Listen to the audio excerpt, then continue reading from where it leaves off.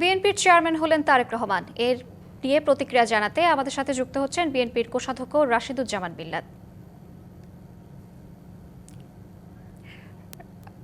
রাশিদ, আপনাকে স্বাগত জানাচ্ছি ডিবিসি সংবাদে। ধন্যবাদ আপনাকে। নিশ্চয়ই আমাকে শুনতে পাচ্ছেন? হ্যাঁ, শুনতে পাচ্ছি। বিএনপির চেয়ারম্যান হলেন তারেক রহমান, এই বিষয়ে আপনার মন্তব্য কি, প্রতিক্রিয়া কেমন? ধন্যবাদ আপনাকে। এটা স্বাভাবিকভাবেই তার চেয়ারম্যান হওয়ার কথা। আপনি জানেন যে আমাদের দেশনেত্রী বেগম খালেদা জিয়া তিনি প্রয়াত হওয়ার পর আমি বলবো তার রাজস্বিক প্রত্যাবর্তন মানে প্রস্থান হয়েছে।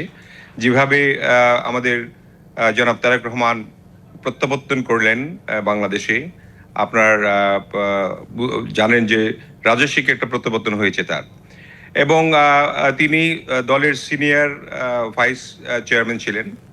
এবং তারপরে যখন আমাদের দেশনেত্রী বেগম খালেদা জিয়া অসুস্থ থাকলেন, তখন তিনি ভারপ্রাপ্ত চেয়ারম্যান হিসেবে দায়িত্ব পালন করেছেন, এবং ভারপ্রাপ্ত দায়িত্ব পালন হিসেবে তিনি তার কার্যক্রমগুলি চালিয়েছেন আমাদের সারা দেশে চেয়ারম্যান হিসেবেই, ভারপ্রাপ্ত চেয়ারম্যান হিসেবে। কিন্তু নর্মালি আমাদের গঠনতন্ত্র অনুযায়ী, গণতন্ত্রের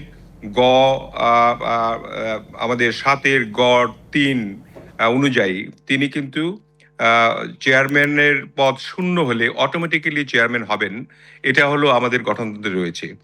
তাছাড়া তিনি প্রথম থেকেই যখন রাজনীতি শুরু করেন, তার থেকে আজ পর্যন্ত এই জায়গায় আসা পর্যন্ত তার যে ধাপগুলি, সেই ধাপগুলি ছিল একেবারেই তৃণমূল পর্যায় থেকে আরম্ভ করে শীর্ষ পর্যায় পর্যন্ত। আপনারা জানেন যে তিনি 1986 সাল থেকে এই দলের সঙ্গে যুক্ত, এবং আমাদের প্রয়াত দেশনেত্রী বেগম খালেদা জিয়ার প্রথম নির্বাচনে 1991 সনে যে নির্বাচনটি হলো, সেই নির্বাচনে তিনি কিন্তু প্রত্যক্ষভাবে অংশগ্রহণ করেছিলেন, এবং তার অংশগ্রহণের মাধ্যমে তার যে রাজনৈতিক হাতেখড়ি, সেটা দিয়ে তিনি এত অভিজ্ঞতা লাভ করেছেন। তারপরে আপনার 2001 সালে এসে তিনি দলের সিনিয়র যুগ্ম মহাসচিব হলেন, এবং তারপর থেকে 111-এর ঘটনা আপনারা জানেন। 111 থেকে তাকে কিভাবে দেশ থেকে বিতাড়িত করা হয়েছে আমি বিস্তারিত আর আজকে বলতেছি না, কারণ আপনারা জানেন সবাই, এবং আপনারা এই ব্যাপারে একটা প্রামাণ্য চিত্রও করেছেন, আপনারা সবই জানেন।